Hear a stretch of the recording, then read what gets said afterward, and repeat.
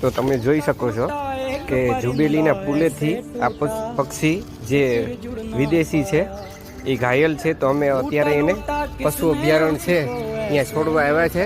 ને આવા તમારે કોઈ ઘાયલ પક્ષી મળે તો પ્લીઝ અમારો સંપર્ક કરો, અમે એને એની ઠેકાણે ઉગાડી દેશું ને સારવાર અપાવશું. ખોલો ને ગેટ.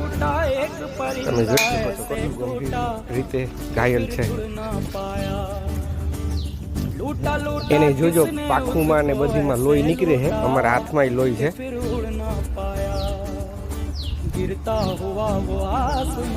શું કરવું જોઈએ?